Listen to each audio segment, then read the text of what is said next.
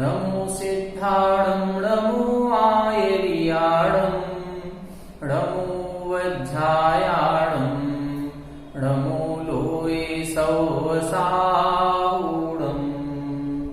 मोक्षमार्गस्य नेतारं भेत्तारं कर्मभूभृतां ज्ञातारं विश्वतत्त्वानां वंदे तद्गुणलब्धये। 1008 श्री मूलनायक आदिनाथ भगवान की जय। द्वासांग जिनवाणी माता की जय। आचार्य श्रेष्ठ आचार्य गुरुवर श्री 108 उमा स्वामी जी महाराज की जय। आचार्य श्रेष्ठ आचार्य गुरुवर श्री 108 विद्यासागर जी महाराज की जय। जगत पूज्य निर्यापक श्रमण मुनि पुंगव श्री 108 सुधा सागर जी महाराज की जय। समस्त मुनि संघ की जय। कल से हम सभी ने 6वां अध्याय प्रारंभ किया था।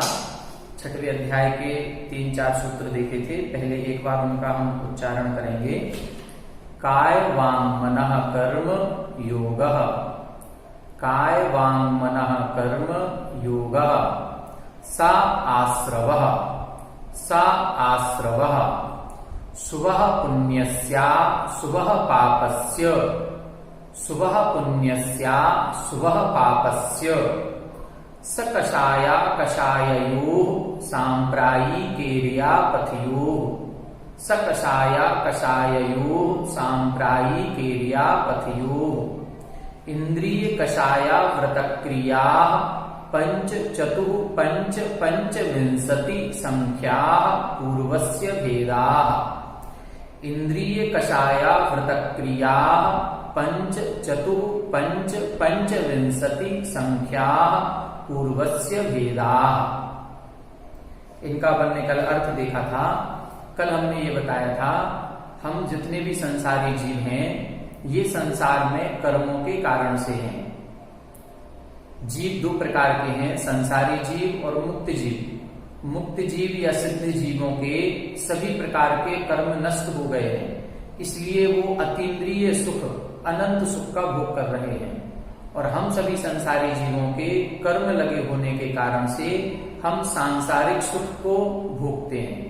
सांसारिक सुख कैसा है? दुखों से मिश्रित है। हम सभी को कभी दुख की प्राप्ति होती है, कभी सुख की प्राप्ति होती है। तरह तरह के नर नारकादि पर्यायों में हमें जाना पड़ता है।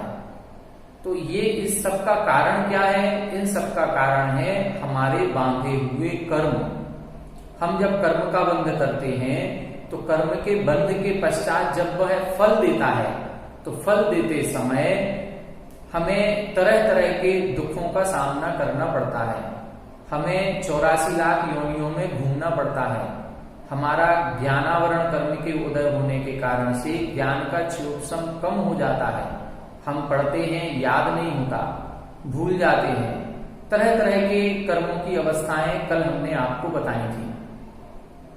तो उस कर्म का आश्रव कैसे होता है? क्या कारण है कि हमारे कर्मों का आश्रव होता है? तो यहाँ कारणों की चर्चा की गई थी। पहले सूत्र में बताया था काय वांग मनः कर्म योगा।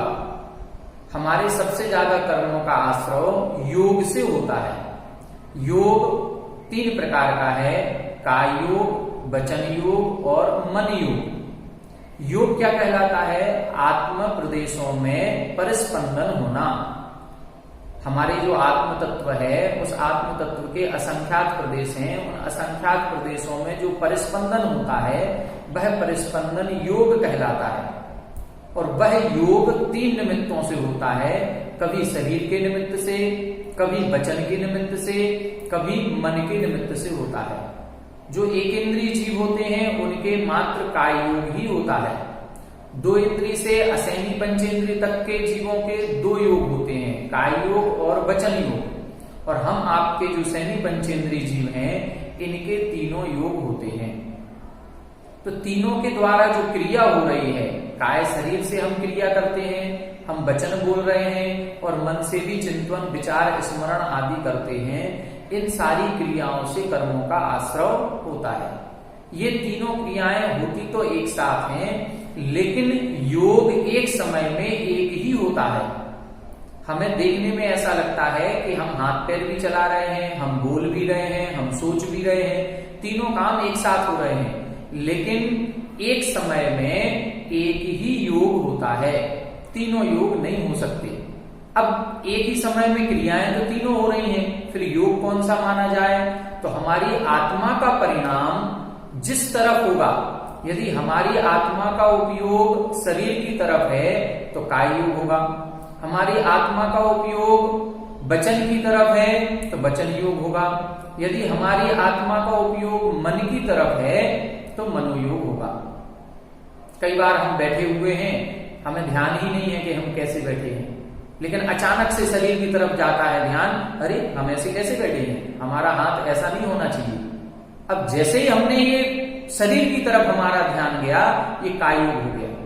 हम वचन बोलने की सोच रहे हैं या वचन बोल रहे हैं, अब हमें क्या बोलना है, कौन से शब्द बोलें कि इसको बुरा ना लग जाए, तो ये वचन बोलते समय जो योग हो रहा है, हमारी आत्मा का उपयोग किस तरफ है? वचनों की तरफ, तो उस समय वचन योग होगा।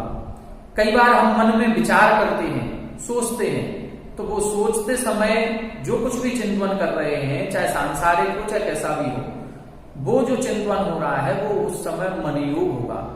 ये परिणति इतनी सूक्ष्म होती है कि हमारे ज्ञान का विषय नहीं बन पाती। हमें तो देखने में ऐसा ही लगता है कि तीनों क्रियाएं एक साथ हो रही हैं, लेकिन एक एक समय में योग परिवर्तन हो जाता है। हम चूंकि तीनों योग वाले हैं इसलिए हमको इसकी खबर नहीं लग पाती, लेकिन ये बात पक्की है कि एक समय में एक ही योग होगा। हर अंतर मुहूर्त में योग परिवर्तन होता ही होता है हम आपके। अब जो एक इंद्रिय जीव हैं उनके तो जीवन पर्यंत काय योग ही होगा, क्योंकि है ही नहीं वचन योग मन योग, तो उनके एक ही योग होगा। लेकिन हमारे आपके जिनके तीनों योग हैं उनका हर अंतर मुहूर्त में योग परिवर्तन होता ही होता है।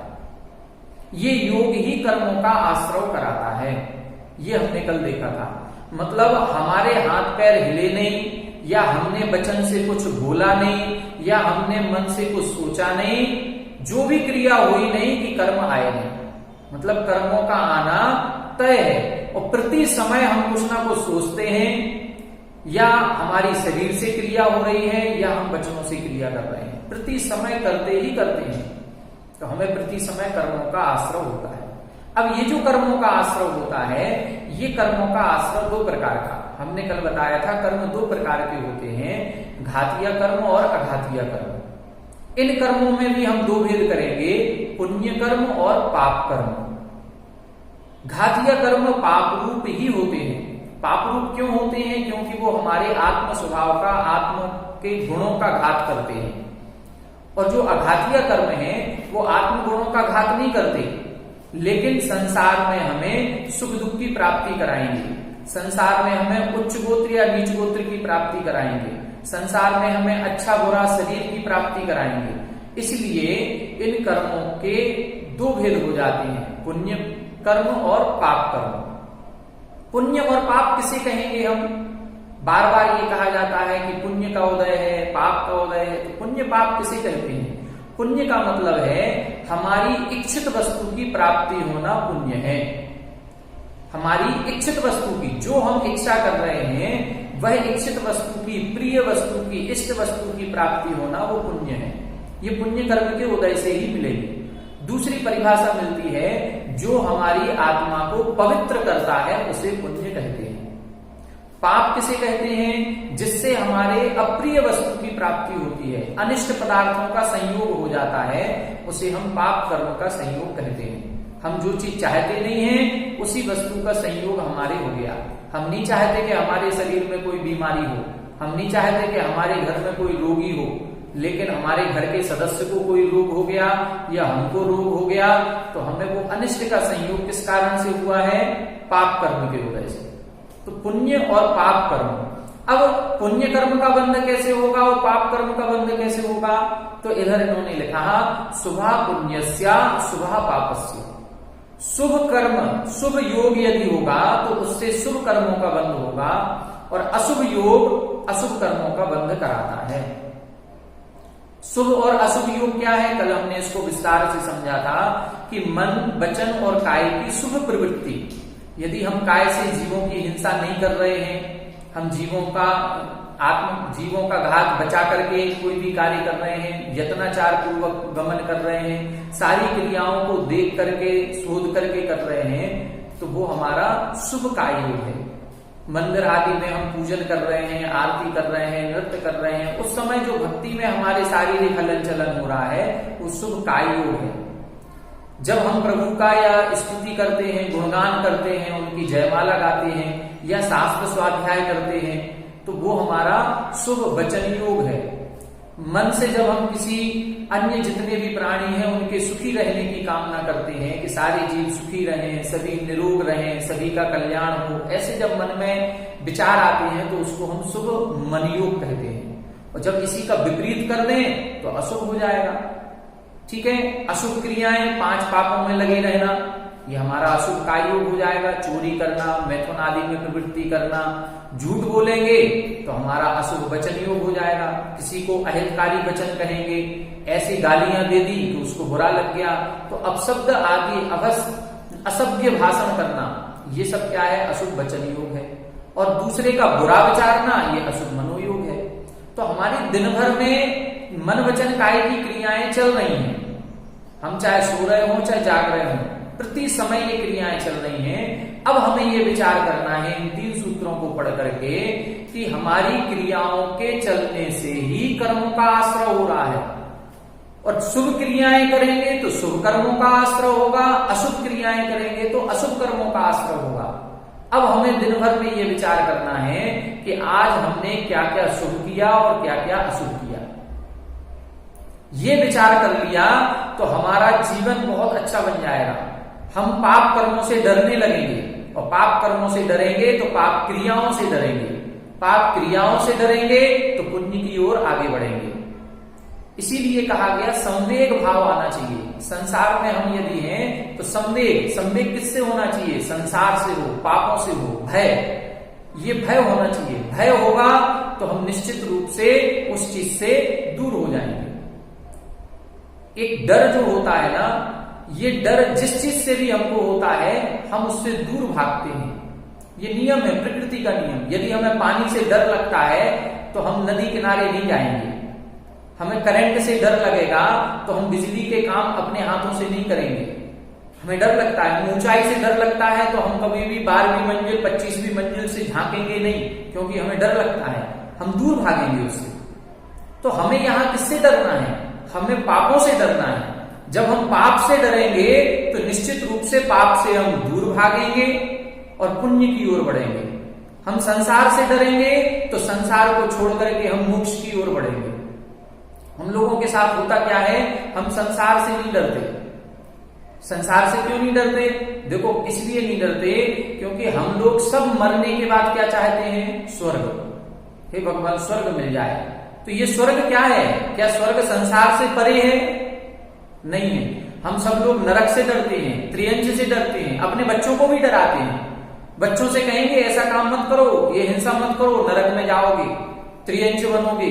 लेकिन स्वर्ग जाने से ना हम डरते हैं और ना हम बच्चों को डराते हैं।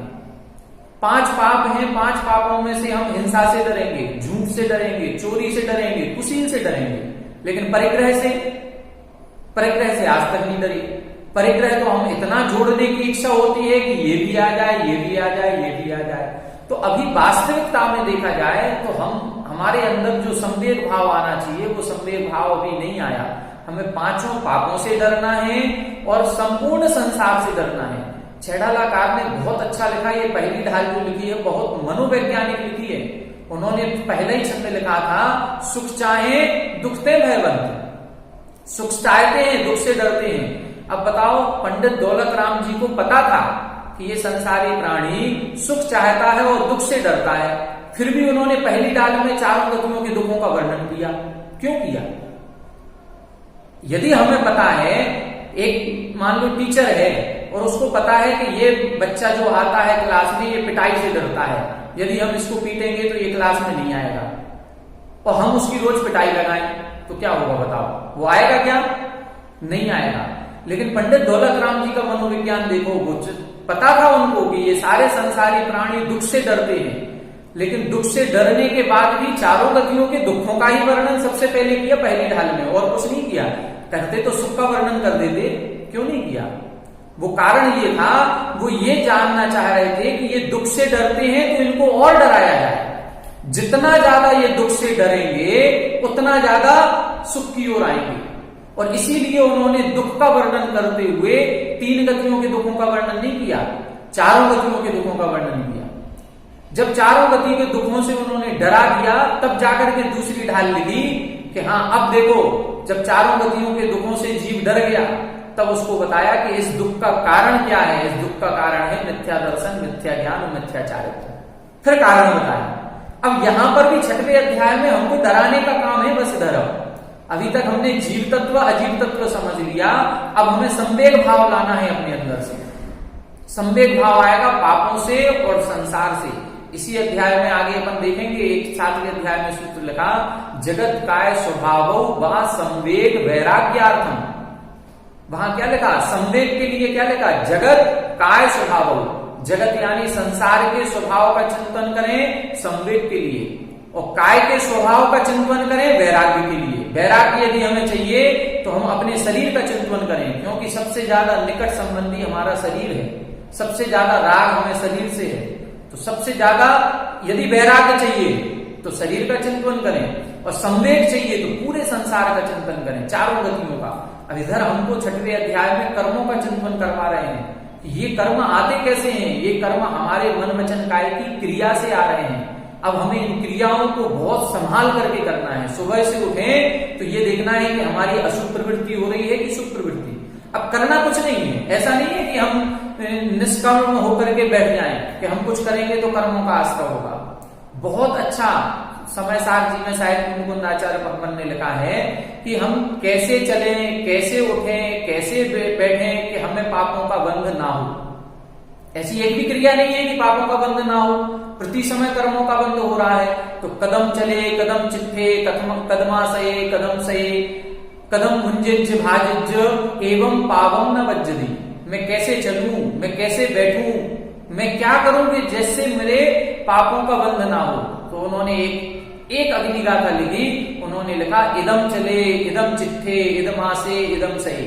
मतलब यत्नाचार पूर्वक प्रवृत्ति करें, यत्नाचार पूर्वक बैठें, यत्नाचार पूर्वक खड़े हो जाएं, यत्नाचार पूर्वक हम चलें फिरें। सारी क्रिया यदि यत्नाचार पूर्वक हो रही है तो सारी शुभ क्रिया हो गई। महाराज भी तो चलते हैं, महाराज भी भोजन करते हैं, महाराज भी बोलते हैं, लेकिन सारी क्रियाएं कैसी हो रही हैं? यत्नाचार पूर्वक हो रही हैं तो शुभ प्रवृत्ति है। यदि हम चल रहे हैं और देख करके चल रहे हैं तो शुभ प्रवृत्ति है। अब इससे हमें पुण्य कर्म का बंध होगा, और हम इधर उधर देख करके चल रहे हैं तो अशुभ प्रवृत्ति हो गई, अब पाप कर्म का बंध होगा। पुरुषार्थ सिद्धि उपाय की क्लास चल रही है। पुरुषार्थ सिद्धि उपाय में अहिंसा का बहुत अच्छा वर्णन किया। उन्होंने लिखा है कि यदि हम चल रहे हैं और इधर उधर देख रहे हैं, एक भी जीव की हिंसा नहीं होगी तो भी हिंसा का पाप लगेगा। एक भी जीव की हिंसा नहीं हुई तो भी लगेगा। और यदि हम देख करके चल रहे हैं और देख करके चलने के बाद भी धोखे से यदि कोई जीव मर भी जाता है तो हिंसा का पाप नहीं है। तो हमारा जैन धर्म बहुत सूक्ष्म है, हमें इन्हीं बातों का ध्यान इसमें रखना है। शुभः पुण्यस्य शुभः पापस्य। शुभ मन योग, शुभ वचन योग और शुभ काय योग हमारे पुण्य कर्म के आश्रय का कारण बनेगा, और अशुभ वचन, अशुभ काय, अशुभ मन योग हमारे पाप कर्म के आश्रय का कारण बनेगा। तो इन क्रियाओं को हमें बहुत ध्यान से करना है। अगला सूत्र अपन ने देखा था, ये जो आश्रय है, ये आश्रय अन्य प्रकार से देखा जाए तो 2 प्रकार का है स्वामी की अपेक्षा। एक सांप्रायिक आश्रय और एक इडियापथ आश्रय। सांप्रायिक आश्रय होता है कसाय सहित जीवों के, और इडियापथ आश्रय होता है कसाय रहित जीवों के। संसार में 2 प्रकार के जीव पाए जाएंगे, कसाय सहित और कसाय रहित। गुण स्थान विवक्षा में देखेंगे तब हमें ये समझ में आएगा। 10वें गुण स्थान तक कसाय पाई जाती है, इसलिए 10वें गुण स्थान तक के जीवों को कसाय सहित जीव कहा जाता है। और इन जीवों के जो भी कर्मों का आश्रय हो रहा है वो सांप्रायिक आश्रय है। 10वें गुण स्थान के ऊपर 11वें, 12वें, 13वें गुण स्थान में जो जीव हैं उनके जो आश्रय होता है वो इडियापथ आश्रय कहलाता है, क्योंकि कसाय से रहित है। तो कसाय सहित और रहित होने से क्या फर्क पड़ता है? फर्क पड़ता है। कसाय क्या कहलाती है? कसाय चिपकाने का काम करती है। कसाय जैसे गोंद होती है, गोंद दो पदार्थों को चिपकाती है। तो कसाय को हमने कल बताया था उसमें कि कसाय एक न्यायग्रोध का वृक्ष होता है, उससे जो चिपचिपा लसलसा पदार्थ निकलता है उसका नाम है कसाय, और वो चिपकाने का काम करती है।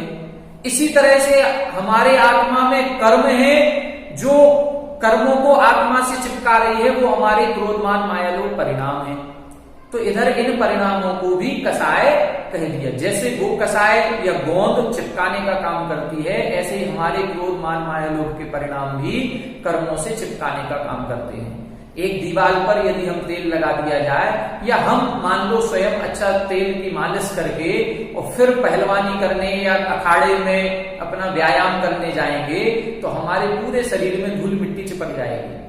और यदि हमारे न पसीना आ रहा है और न हमारे तेल वगैरह लगा हुआ है, तो हमारी धूल मिट्टी नहीं चिपकेगी। ठीक है, बस इसी तरह से है, जो कसाय है वो चिपकाने का काम करती है। कसाय सहित जीवों के जो आश्रय होगा वो कुछ देर तक आत्मा से बंध जाएगा, कम से कम अंतर मुहूर्त के लिए तो बंधेगा ही बंधेगा। लेकिन जो कसाय रहित जीव होते हैं उनके कर्मों का बंध नहीं होता। बंध नहीं होने का मतलब जिस समय आया उसी समय झड़ जाता है, वो एक समय के लिए भी आत्मा से चिपक के नहीं रहता, इसलिए उसको बोलते हैं ईर्यावत आश्रय। फिर सांप्रायिक आश्रय के भेद देखे थे। सांप्रायिक आश्रय के 39 भेद बताए। इंद्रिय, कसाय, अव्रत और क्रिया। 5 इंद्रियां, 4 कसाय, 5 अव्रत यानी पाप और 25 क्रियाएं होती हैं। ये 39 भेद सांप्रायिक आश्रय के होते हैं। इन 25 क्रियाओं का वैसे आपके पास सभी के पास पीडीएफ फाइल है, उस पीडीएफ फाइल में सबके दी हुई है, अपन उसको पढ़ सकते हैं। एक एक को हम पढ़ रहे हैं, आप लोग देखते चले। पहली दी है सम्यक्त्व क्रिया। सम्यक्त्व क्रिया का मतलब है सम्यक्त्व को बढ़ाने वाली अरिहंत पूजा आदि करना, जिससे हमारे सम्यक दर्शन में वृद्धि होती है या हमें सम्यक्त्व की प्राप्ति होती है। तो सच्चे देव शास्त्र गुरु की उपासना करना, सच्चे देव शास्त्र गुरु की भक्ति यदि हम कर रहे हैं तो वो क्रिया हमारी सम्यक्त्व क्रिया कहलाएगी। मिथ्यात्व क्रिया, मिथ्यात्व को बढ़ाने वाली कुगुरु, कुदेव, कुशास्त्र, इनकी यदि हम पूजन भक्ति कर रहे हैं या इनके प्रति श्रद्धान कर रहे हैं, इनकी सेवा शुश्रूषा कर रहे हैं, तो हमारी मिथ्यात्व क्रिया कहलाती है। प्रयोग क्रिया क्या कहलाती है? शरीर आदि से गमनागमन रूप जो प्रवृत्ति होती है, हम कभी यहां से उठ करके वहां चले गए, कभी इधर आ गए, कभी मार्केट घूम आए, कभी कोई काम नहीं होता तो भी चल रहे हैं, फिर रहे हैं, घूम रहे हैं। ठीक है, तो ये कहलाएगी प्रयोग क्रिया। इससे जो कर्मों का आश्रय होगा वो सांप्रायिक आश्रय कहलाएगा। समाधान क्रिया, संयम के प्रति बहुमान नहीं है। हम लोग छोटे नियम ले लेते हैं, रात्रि भोजन नहीं करेंगे, ठीक है, संयम हो गया, हमारा नियम हो गया, लेकिन रात में जब भूख लगती है तो ऐसा लगता है कि कुछ तो खा लें। अब कुछ जो खाने का भाव हो रहा है वो समाधान क्रिया कहलाएगी। यदि हम कुछ खाने के प्रति प्रवृत्त हो रहे हैं, हमने अपना जो संयम लिया है, जो नियम लिया है, उसको तोड़ करके हम असंयम की ओर प्रवृत्ति कर रहे हैं, तो वो समाधान क्रिया है। ईर्यापथ से गमन करने की जो क्रिया होती है उसे ईर्यापथ क्रिया कहते हैं। जैसे मुनिराज लोग ईर्या समिति से चलते हैं, 4 हाथ जमीन देख करके चलते हैं, तो देख करके शोध करके जो हमारे कार्य होते हैं वो ईर्यापथ क्रिया है। प्रादोष की क्रिया क्या है? क्रोध के आवेश से जो हमारे मन के विचार बनते हैं वो प्रादोष की क्रिया है। हम बहुत जल्दी क्रोधित हो जाते हैं, क्रोध में आकर के कुछ भी बोलने लगते हैं, हाथ पैर के हमारे हलन चलन बिगड़ जाते हैं क्रोध के आवेश में, तो उस समय जो क्रिया हो रही है वो प्रादोष की क्रिया है। काय की क्रिया क्या है? मारना, गाली देना आदि दुष्टता पूर्वक उद्यम करना, ये कहलाएगा हमारा काय की क्रिया। अधिकरण की क्रिया क्या कहलाती है? तो हिंसा के उपकरण, तलवार, छुरी आदि का ग्रहण करने को अधिकरण की क्रिया कहते हैं, जिनसे निरंतर पाप कर्मों का बंध होता है या जीवों की हिंसा ज्यादा होती है, ऐसे उपकरणों का ग्रहण करना। अब हम लोग वर्तमान में तलवार, छुरी आदि तो नहीं उठाते ना, हमारे यहाँ हिंसात्मक ऐसे कोई कार्य होते हैं, तो हम कैसे लगाएं? अपन ऐसे लगा सकते हैं कि हमारे यहाँ घर में जब मच्छर बहुत होते हैं तो हम बाजार से ऑल आउट ले आते हैं। ये ऑल आउट क्या है? ये ऑल आउट भी हिंसा का साधन है। ये हिंसा का उपकरण है। हम लोग इसको समझते नहीं है, लेकिन जब हम ऑल आउट लगाते हैं तो कितने मच्छर बेहोश हो जाते हैं। कुछ लोग कहते हैं कि वो बेहोश होते हैं, वो तो बाद में उड़ जाते हैं। कुछ नहीं, जिनकी इम्यूनिटी पावर कम होती होगी ना, वो तो मर जाते होंगे।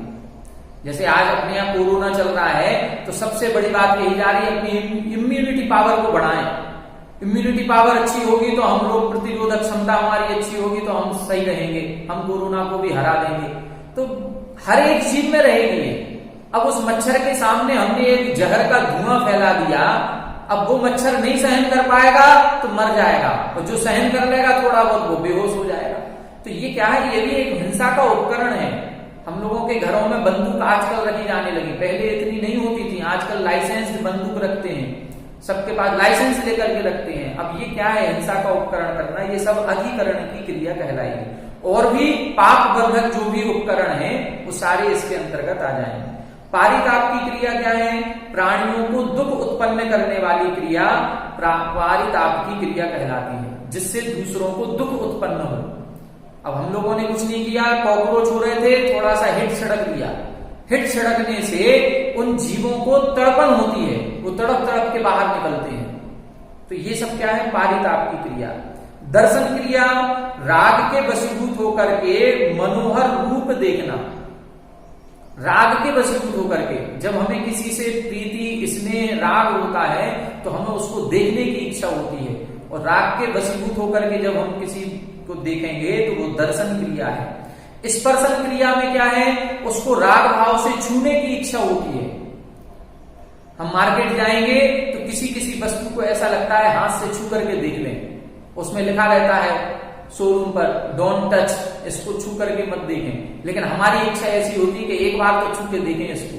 वो राग भाव अंदर में आता है। तो ये जो राग भाव से यदि हम देखने की इच्छा हो रही है या छूने की इच्छा हो रही है, तो ये दर्शन और स्पर्शन क्रिया है।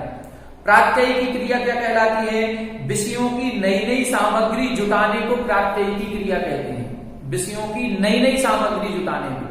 अब पंचेंद्रीय विषयों को हम देखें, दिन भर में हमारे केवल यही तो कर रहे हैं, परिग्रह ही परिग्रह तो जोड़ रहे हैं। रोजाना नए नए विषय ला रहे हैं, रोजाना बाजार में नए नए आइटम आने लगे, खाने के, पीने के, हर चीज के। जो नाम पहले कभी नहीं सुने थे वो अब आजकल सुनने को मिलते हैं। ये सब क्या है, ये प्रात्ययी की क्रिया है। एक शंका आई इसमें, लक्ष्मण रेखा लगानी चाहिए कि नहीं। लक्ष्मण रेखा बिल्कुल भी नहीं लगानी चाहिए, कभी नहीं लगाना लक्ष्मण रेखा। हमने एक बार अपने घर में एक बार भूल चूक से लगा ली किसी के कहने पर। लक्ष्मण रेखा से जितनी चींटियां आएंगी वो उस लक्ष्मण रेखा के उस पॉइंट को, उस जो भी चूना आदि है उसको नाक के अंदर छूती है ना, हजारों चींटियां मर जाती हैं। आप मरते हुए देखेंगे उनको। इसीलिए लक्ष्मण रेखा वगैरह कुछ मत लगाएं। आपको डालना है कपूर डाल दें, हल्दी डाल दें, तो इनसे जीव मरते भी नहीं है और इनसे दूर भाग जाते हैं। विवेकपूर्ण क्रिया हमको करनी है, ठीक है। और क्या है, समानतानुपात की क्रिया। स्त्री, पुरुष अथवा पशुओं के बैठने वाले स्थान पर मलमूत्र आदि का क्षेपण करना। अब हम लोग कहीं भी रास्ते में जा रहे हैं, कहीं भी थूक दिया, जंगल में कहीं भी जाते हैं, अपनी गाड़ी रोकी, टॉयलेट आई तो कहीं भी गाड़ी रोक करके टॉयलेट कर दी। नहीं, ये बहुत स्थान निश्चित होने चाहिए। इधर उधर यत्र तत्र कहीं भी हमें मलमूत्र आदि का क्षेपण नहीं करना चाहिए। हो सकता है हमारे बैठने का स्थान ना है, नहीं है, लेकिन वो किसी त्रियंच का हो सकता है, किसी अन्य देवी देवताओं का स्थान हो सकता है, तो इस तरह से नहीं करना चाहिए। अगला है अनाभोग क्रिया। बिना देखी, बिना सोधी हुई जमीन पर उठने बैठने को अनाभोग क्रिया कहते हैं। अब हम लोग तो कभी ना देखते हैं ना कभी सोते हैं। मुनिराज देखो, आप जहां पर भी बैठेंगे एक बार पीछे से मार्जन करेंगे। यदि रात को सोते समय करवट भी बदलते हैं तो पहले करवट बदलने के पहले अपनी पीठ का भी मार्जन करेंगे, अपने शरीर का करेंगे और फिर उस पाटे का भी करेंगे। और हम लोग क्या करते हैं, हम लोगों ने तो गद्दा उठाया और ऐसे बिछा दिया, हम लोगों ने चिटाई उठाई और ऐसे बिछा दी। तो ये सब क्या कहलाएगा, अनाभोग क्रिया है। स्वहस्त क्रिया क्या कहलाती है, स्वहस्त क्रिया में दूसरे के द्वारा करने योग्य कार्यों को हम स्वयं करने लगे, उसको बोलते हैं स्वहस्त क्रिया। आजकल अब यही होने लगा। पहले हम लोग सेविंग करते थे तो नाई के यहां जाते थे, अब नाई का काम खत्म हो गया, घर पे ही सेविंग होने लगी। पहले जो मेहतर वगैरह होते थे, शेड्यूल कास्ट, जो नीची जाति के अस्पृश्य शूद्र होते थे, वो हमारे यहाँ लैट्रिन वगैरह बाथरूम साफ करने आते थे, अब हम लोग स्वयं करने लगे। तो ये कई सारी चीजें ऐसी हैं जो स्वहस्त क्रिया में आती हैं, ये स्वहस्त क्रिया कहलाती है। निसर्ग क्रिया क्या है? पाप की कारण प्रवृत्ति को भला समझने को निसर्ग क्रिया कहते हैं। जितनी भी पाप की क्रियाएं हैं उन क्रियाओं को कम से कम पाप रूप तो समझे, लेकिन हम उन पाप क्रियाओं को भी भला कह रहे हैं, अच्छी है, ठीक है, कोई बात नहीं, चलता है। ये सब क्या है? ये निसर्ग क्रिया कहलाएगी। विदारण क्रिया कैसे कहते हैं? किसी दूसरे के द्वारा जो पाप क्रिया हुई है उस पाप क्रिया को उजागर कर देना, दूसरों के सामने प्रकट कर देना। और हम लोगों को इसी में ही तो आनंद आता है, जिससे हमारी ईर्ष्या हो, जिससे हमारी नहीं बन रही हो, पड़ोसी है, तो उसकी यदि हमें कोई पाप क्रिया पता चल जाए तो ऐसा लगता है हम पूरे मोहल्ले को बता दें। आजकल व्हाट्सएप में यही तो हो रहा है, और है क्या, इधर की बात उधर कर रहे हैं, उसमें कोई सत्यता नहीं है। तो ये जो यदि उजागर करने की स्थिति बन रही है तो ये विदारण क्रिया कहलाएगी। आज्ञा व्यापाद की क्रिया क्या है? चारित्र मोहिनी कर्म के उदय से जो शास्त्रोक्त आवश्यक आदि करने की बात कही गई है और हम यदि वो करने में असमर्थ हैं तो हमने उस क्रिया का ही रोपण कर दिया, उसका निरोध कर दिया। इसको बोलते हैं आज्ञा व्यापादन क्रिया। जैसे कई लोग चारित्र पालन करने में असमर्थ हैं, चारित्र पालन यदि हम नहीं कर पा रहे हैं तो ये मत कहो कि व्रत प्रतिमाएं लेना बेकार है। हम यदि मुनि नहीं बन पा रहे हैं तो ये मत कहो कि मुनि बनना बेकार है, पंचम काल में मोक्ष नहीं है तो मुनि क्यों बने।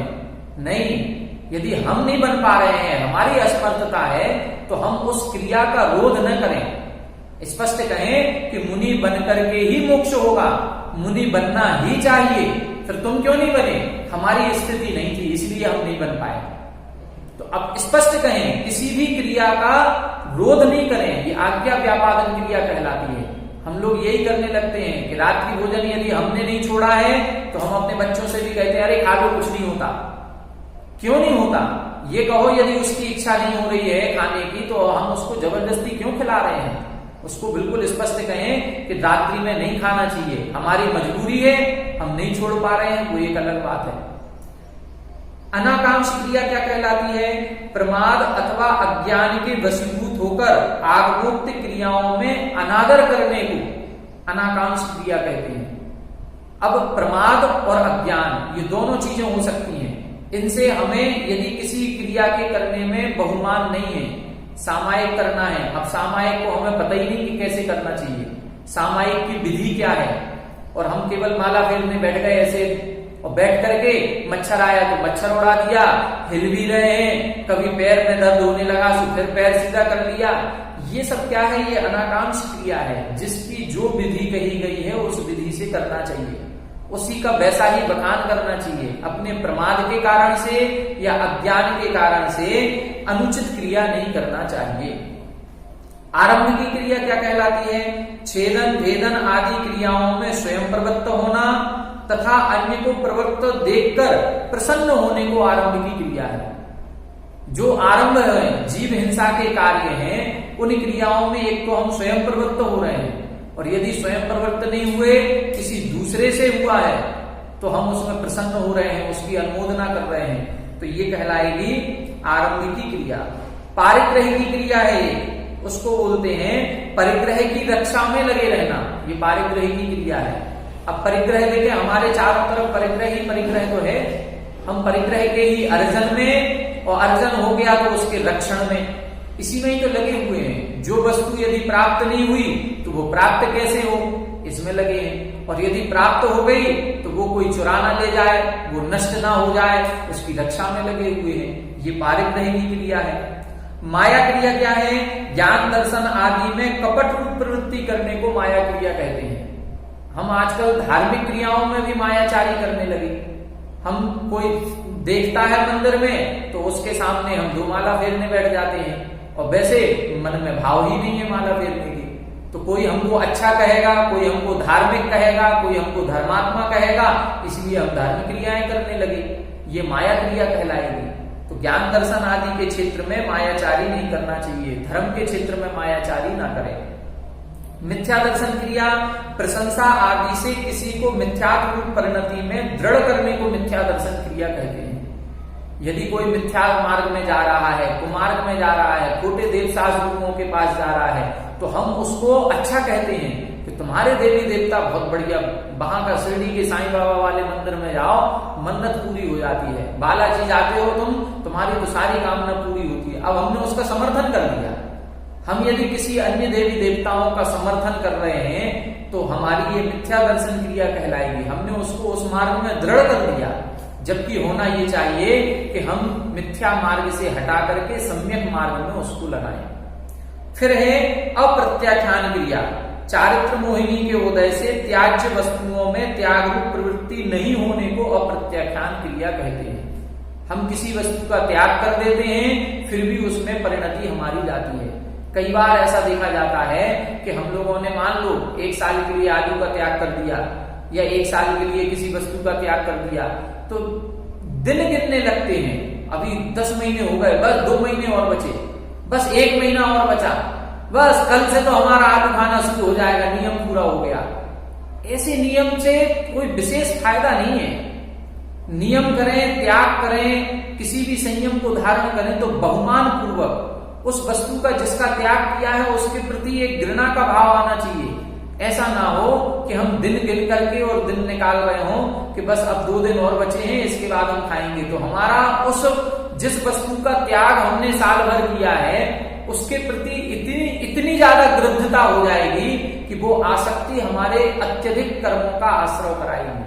तो किसी भी चीज का नियम लें, बहुत सोच समझ के लें, और जितना भी लें उसमें बहुमान पूर्वक उसका पूरा पालन करें। उसके प्रति गृद्धता नहीं आनी चाहिए, आसक्ति का भाव नहीं आना चाहिए। कभी अपने नियम के प्रति पश्चाताप नहीं होना चाहिए कि ये नियम हमने कहां से कहां ले लिया, ये नहीं लेते तो बहुत अच्छा था, वो तो अब उस दिन आहार लेने चले गए, नहीं लेते तो अच्छा था। अब देखो हम जितना उस नियम का पालन करने में पुण्य कर्म का बंध नहीं होगा, जितना हमने इस तरह का विचार किया तो पाप कर्म का बंध कर लेंगे। इसलिए ये 25 क्रियाएं हैं, इन 25 क्रियाओं से सांप्रायिक आश्रय होता है। और ये 25 क्रियाएं हमारी चलती ही रहती हैं। हम 5 इंद्रियों के वशीभूत हैं, 5 पापों में लगे हुए हैं, 4 कसाय हमारे लगी हुई हैं, और ये 25 मुख्य क्रियाएं हैं। इनके अलावा असंख्यातों क्रियाएं ऐसी हैं जो दिन प्रतिदिन हमारे चलती रहती हैं, उनसे हमें निरंतर कर्मों का आश्रय होता है। अब आगे बता रहे हैं ये कर्मों का आश्रय और किस कारण से होता है। क्या सभी जीवों के एक समान आश्रय होता है? जैसे मन योग, वचन योग, काय योग तो हमारे पास भी है और आपके पास भी है, तो क्या हम दोनों के या हम सबके एक सा कर्मों का आश्रय होगा? नहीं होगा, सबके परिणाम अलग अलग हैं। तो कैसे होता है, क्या विशेषता होती है? अगला सूत्र लिखा, तीव्र मंद, पढ़े, तीव्र मंद, ज्ञाताज्ञात, ज्ञाताज्ञात, भावाधिकरण, भावाधिकरण, वीर्य विशेषेभ्यस् तद्विशेषः, वीर्य विशेषेभ्यस् तद्विशेषः। तीव्र मंद, ज्ञाताज्ञात, भावाधिकरण, वीर्य विशेषेभ्यस् तद्विशेषः। तीव्र मंद, ज्ञाताज्ञात, भावाधिकरण, वीर्य विशेषेभ्यस् तद्विशेषः। यहां बता रहे हैं तीव्र, मंद, ज्ञात, अज्ञात, फिर लिखा है भाव। ये भाव शब्द चारों में लगा लें, तीव्र भाव, मंद भाव, ज्ञात भाव, अज्ञात भाव। ठीक है, तीव्र भाव, मंद भाव, ज्ञात भाव, अज्ञात भाव। फिर आगे लिखा है अधिकरण वीर्य विशेषेभ्यः, अधिकरण विशेष और वीर्य विशेष से तद्विशेषः, उस आश्रय में विशेषता पाई जाती है। तो 6 कारण बता दिए, तीव्र भाव, मंद भाव, ज्ञात भाव, अज्ञात भाव, अधिकरण विशेष और वीर्य विशेष। इनसे हमारे आपके कर्मों का आश्रय में अंतर हो जाएगा। हमारे भी मन योग है, आपके भी मन योग है, हमारे भी वचन योग है, आपके भी वचन योग है। एक गाली हमने भी दी, एक गाली दूसरे ने भी दी, लेकिन दोनों के आश्रय में अंतर आएगा। एक ने बहुत ज्यादा क्रोध में भर करके दिए, आपने देखा होगा कई लोग होते हैं जिनको गाली देने की एक आदत बन गई, उनके सामान्य रूप से भी कोई शब्द निकलते हैं, डायलॉग सेंटेंस निकलते हैं तो 2-4 गाली निकल जाती है। अब वो क्रोध के आवेश में नहीं है, वो सामान्य है। और वही एक क्रोध के आवेश में, गुस्से में आकर के गाली देना, दोनों में बहुत अंतर हो गया। एक थप्पड़ हमने मारा और एक थप्पड़ दूसरे ने मारा। अब दोनों थप्पड़ क्रिया एक ही हो रही है, लेकिन क्या दोनों थप्पड़ मारने के पीछे परिणाम अंतरंग के एक से हैं? नहीं है। एक थप्पड़ अब मां ने अपने बेटे को मारा है और एक थप्पड़ एक पड़ोसी ने दूसरे पड़ोसी को मारा है। अब क्या हो गया इधर? दोनों में अंतर है। तो कसाय भाव अंतरंग का जब तीव्र होता है, संक्लेश परिणाम होते हैं, क्रोध मान माया लोभ की तीव्रता होती है, तो उसे हम तीव्र भाव कहते हैं। और जब इन्हीं कसायों की मंदता होती है तो मंद भाव कहलाता है। तो इन दोनों से कर्मों के आश्रम में अंतर आ जाएगा। क्रिया भले एक हो रही है, लेकिन उस एक ही क्रिया में हमारे अंतरंग के परिणाम क्या हैं और दूसरे के अंतरंग के परिणाम क्या हैं, दोनों में अंतर आ जाएगा। ठीक है। फिर आगे लिखा ज्ञात भाव अज्ञात भाव। ज्ञात का मतलब होता है जानबूझ करके प्रवृत्ति होना, और अज्ञात का मतलब है अनजाने में प्रवृत्ति हो जाना। हमारे कई सारी पाप क्रियाएं ऐसी हैं जिनका हमें ज्ञान ही नहीं है। जब हमें ज्ञान ही नहीं है और उन क्रियाओं में हमारी प्रवृत्ति हो रही है, तो क्या हमें पाप नहीं लगेगा?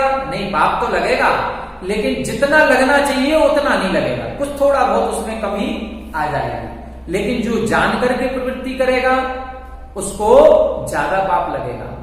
हम आपस में लोक व्यवहार में अपने घरों में भी देखते हैं, कभी बच्चे हमारे, जिसको हमने बच्चे को डांट दिया, देखो ऐसी गलती दोबारा नहीं होनी चाहिए, ये गलती में बहुत पाप लगता है।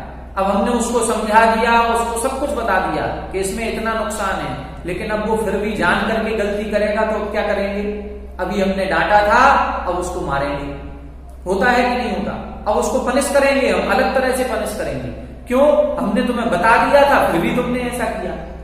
और पहली बार में बिना जाने उससे कोई गलती हुई, कोई बात नहीं, अब आगे से नहीं करना। तो अंतर आ जाता है ज्ञात भाव और अज्ञात भाव में। ऐसा नहीं है कि पाप कर्म का बंध नहीं होगा। जैसे एक शीशी में जहर रखा हुआ है, अब उस जहर की शीशी को आप जान करके पी रहे हैं, किसी को सुसाइड करना है, वो जहर की शीशी को ढूंढता है, कहीं जहर मिल जाए और हम उसको पी लें। एक उसने पिया और दूसरा एक व्यक्ति धोखे में पी गया, उसको नहीं पता था कि इस शीशी में क्या रखा है और वो पी गया। तो अब ये बताओ कि जो धोखे में जहर पिएगा वो मरेगा कि नहीं मरेगा? वो भी मरेगा। हम ये नहीं कह सकते हैं कि तुमने धोखे में पिया था तो तुम नहीं मरोगे, तुम भी मरोगे, लेकिन दोनों के परिणामों में अंतर आ जाएगा, बहुत अंतर आएगा। तो ज्ञात भाव और अज्ञात भाव से कर्मों के आश्रय में विशेषता आती है। हम जान करके जीवों की हिंसा करें और हमसे धोखे में हिंसा हो गई, तो इन दोनों में बहुत अंतर आएगा। जब धोखे में हिंसा होती है तो मन के परिणाम अलग होते हैं। हिंसा के बाद जब हमें ज्ञात होता है कि अरे हमसे इन जीवों की हिंसा हो गई, तो हमारे मन में एक करुणा का भाव आता है, प्रायश्चित्त का भाव आता है, उस गलती जो हो गई उस क्रिया के सुधार का भाव आता है। लेकिन जो ज्ञात भाव है, जान करके करेगा, वो उसके मन में कभी पश्चाताप का भाव नहीं आएगा, वो कभी उसके मन में करुणा का भाव नहीं आएगा, वो तो अपने आप कर ही रहा है, जैसा कर रहा है वैसा करता रहेगा। तो ये ज्ञात भाव और अज्ञात भाव से कर्मों में विशेषता है। अगला लिखा है अधिकरण विशेष। अधिकरण दो प्रकार का होता है, जीवाधिकरण और अजीवाधिकरण। कुछ कर्म बंध या कुछ क्रियाएं हमारी पाप रूप जीव के निमित्त से होती हैं और कुछ क्रियाएं हमारी अजीव के निमित्त से होती हैं। हमारे जीव और अजीव दोनों प्रकार से हैं। कुछ हमारे आत्मा के स्वयं के परिणाम ऐसे बनते हैं, उन परिणामों से हमें कर्मों का आश्रय होता है।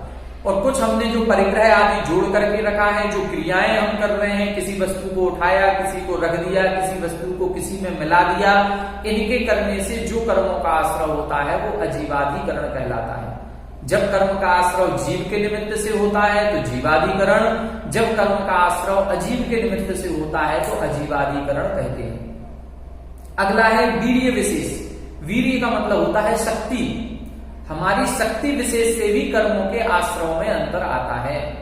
जैसे आज वर्तमान में पंचम काल में अंतिम 3 सहनन माने गए कि पंचम काल में जीवों के अंतिम 3 सहनन है, तो उन अंतिम 3 सहनन में भी हम आपके जो सहनन है ये अंतिम सहनन माना गया, लास्ट का।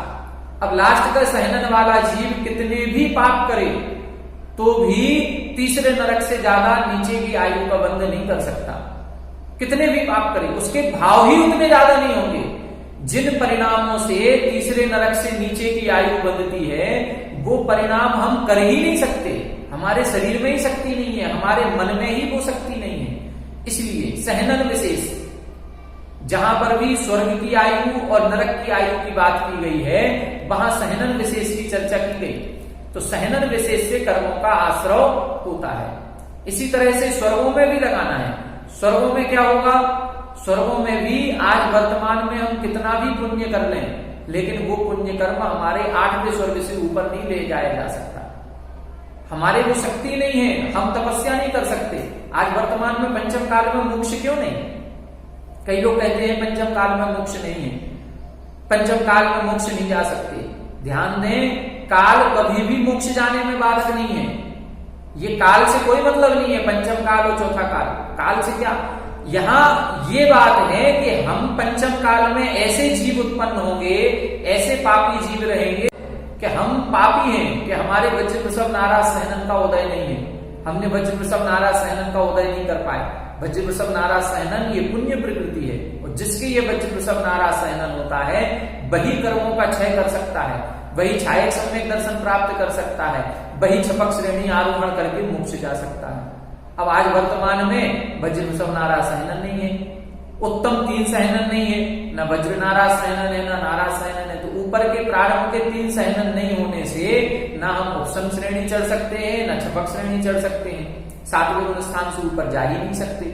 तो इसमें काल बाधक नहीं है, इसमें हमारा पुण्य और पाप कर्म बाधक है। हमारे पुण्य कर्म का उदय नहीं है, वो वज्र वृषभ नाराज सहनन जैसी पुण्य प्रकृति का बंध हमारी नहीं है, उसका उदय नहीं होने से हम आगे नहीं बढ़ पा रहे हैं। तो ये वीर्य विशेष कहलाता है। हमारी शक्ति जैसी होगी हम वैसे ही कर्मों का बंध करते हैं। तो इस प्रकार से इसमें भेद बता दिए कि आश्रम में विशेषता किस कारण से है? तीव्र भाव से, मंद भाव से, ज्ञात भाव से, अज्ञात भाव से, जीवाधिकरण, अजीवाधिकरण और वीर्य विशेष से आश्रम में अंतर होता है। अब अगला सूत्र लिखा, अधिकरण कितने प्रकार का है? तो अगला सूत्र है अधिकरणम जीवा जीवा। अधिकरणम जीवा जीवा, अधिकरणम जीवा जीवा। यहां बता रहे हैं अधिकरण 2 प्रकार का, जीव और अजीव, जीवाधिकरण और अजीवाधिकरण। अभी हमने बताया कि कुछ क्रियाएं हमारी जीव के निमित्त से होती हैं, कुछ क्रियाएं अजीव के निमित्त से होती हैं। तो जब जीव के निमित्त से होती हैं वो जीवाधिकरण, और जब अजीव के निमित्त से होंगी तो अजीवाधिकरण कहलाएगा। अब जीवाधिकरण के भेद बता रहे हैं, देखें जीवाधिकरण के कितने भेद हैं। अगला सूत्र पढ़ें, आद्यम, आद्यम समरंभ समारंभारंभ, समरंभ समारंभ आरंभ।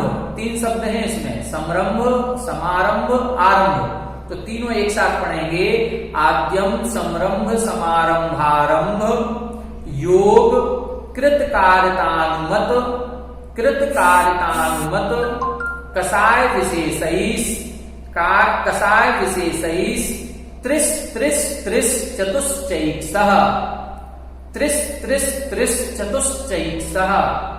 फिर से लिखें, आद्यम समरंभ समारंभारंभ, आद्यम समरंभ समारंभारंभ, योग कृत कारतानुमत, योग कृत कारतानुमत, कसाय विशेषैष, त्रिस त्रिस त्रिस चतुश्चैक्षः, कसाय विशेषैष, त्रिस त्रिस त्रिस चतुश्चैक्षः।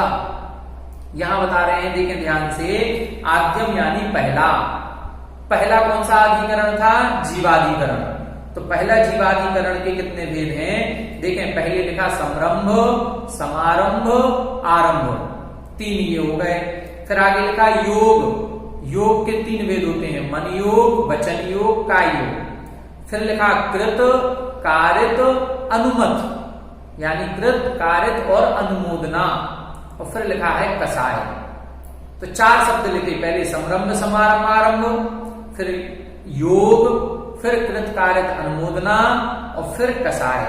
अब ये क्रम से देखें, त्रिश यानी तीन, फिर त्रिश यानी 3, फिर त्रिश यानी 3 और फिर चतुः यानी 4। कितने हो गए? समरंभ समारंभ आरंभ 3 ये हो गए, मन वचन काय ये 3 योग हो गए, विकृत कारित अनुमोदना 3 ये हो गए, और कसाय 4, क्रोध मान माया लोभ, ऐसी 4 कसाय। ठीक है। अब इसमें आगे लिखा है एक सहा। एक सहा का मतलब होता है इनको प्रत्येक में आपस में मिलाना है। एक सहा का मतलब क्या होता है? प्रत्येक को आपस में मिलाएंगे। जब आपस में हम सब मिलाएंगे तो इनके 108 भेद हो जाते हैं। ये जीवाधिकरण के भेद हैं। हम जीवाधिकरण की अपेक्षा से 108 प्रकार से कर्मों का आश्रय करते हैं। 108 प्रकार से कर्मों का आश्रय कैसे करेंगे? देखें, समरंभ समारंभ आरंभ 3 और फिर योग मन वचन काय, इन 3 को 3 से गुणा करें तो कितने हो गए? 9। फिर इसके बाद कृत कारित और अनुमोदना, इन 3 से गुणा करेंगे तो 9 3 27, और फिर 27 क्रोध, 27 मान, 27 माया और 27 लोभ। ऐसे 108 भेद बनते हैं। अब ये 108 भेद कैसे बनेंगे? ध्यान से देखें। पहले अपन समरंभ देखें, समरंभ, फिर समारंभ, फिर आरंभ। अब इसमें देखें, समरंभ 3 में से 1 ले लें, समरंभ ले लिया। फिर योग में से 3 में से 1 लें, मन ले लिया। फिर कृत कारित अनुमोदना में से कृत ले लिया, और क्रोध मान माया लोभ में से क्रोध ले लिया। तो अपना क्या बनेगा? देखें ध्यान से, समरंभ मन कृत क्रोध, क्या बन गया? समरंभ मन कृत क्रोध। देखें इधर, समरंभ, फिर मन, फिर कृत और फिर क्रोध।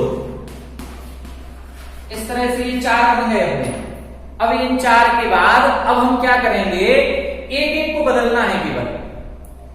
3 को स्थिर रखेंगे, 1 को बदलेंगे। तो समरंभ मन कृत क्रोध। अब करेंगे समरंभ मन कृत मान, फिर समरंभ मन कृत माया, फिर समरंभ मन कृत लोभ। कितने हो गए? 4 हो गए। ये 4 किसके हुए? समरंभ मन कृत के हुए। ये किसके हुए? समरंभ मन कृत के हो गए। अब कृत के जब 4 हुए, अब कारित के बनाए तो क्या बनेगा? समरंभ मन कारित क्रोध, समरंभ मन कारित मान, समरंभ मन कारित माया, समरंभ मन कारित लोभ। तो अब कारित के 4 हो गए। अब ऐसे अनुमोदना के 4 बनेंगे। समरंभ मन अनुमत क्रोध, समरंभ मन अनुमत मान, समरंभ मन अनुमत माया, समरंभ मन अनुमत लोभ। ठीक है। तो ये समरंभ मन के बन गए। कितने हो गए? 12 हो गए। अब कितने हो गए? 4 बने कृत के, 4 बने कारित के, 4 बने अनुमोदना के। ये जो 12 भेद बने ये किसके हैं? समरंभ मन के। अब समरंभ वचन करें तो जब समरंभ मन के 12 हैं तो समरंभ वचन के भी 12 बन जाएंगे, और फिर समरंभ काय के भी 12 बनेंगे। तो कितने हो गए? समरंभ मन के 12, समरंभ वचन के 12 और समरंभ काय के 12। तो ये सब समरंभ के बने। कितने हो गए? 36।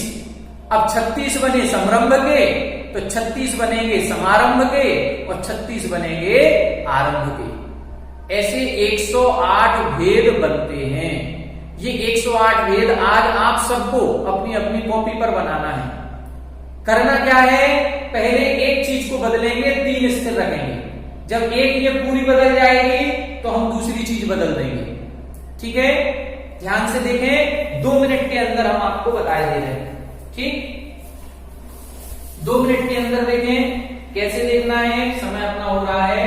हमने क्या किया, संरंभ, फिर क्या लिखा, मन, फिर कृत, फिर क्रोध। ठीक है, अब हम क्या करेंगे, संरंभ वही लिखेंगे, संरंभ, मन, कृत, मान।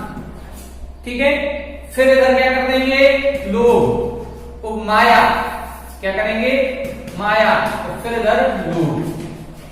ठीक, ये अब कितने बन गए, 1 2 3 4 हो गए। ये 4 किसके बने, कृत के। अब हम 4 बनाएंगे कारक के, तो इधर लिखेंगे संरंभ, मन, कारक, फिर क्रोध, फिर इधर मान, फिर इधर माया, और फिर इधर लोभ।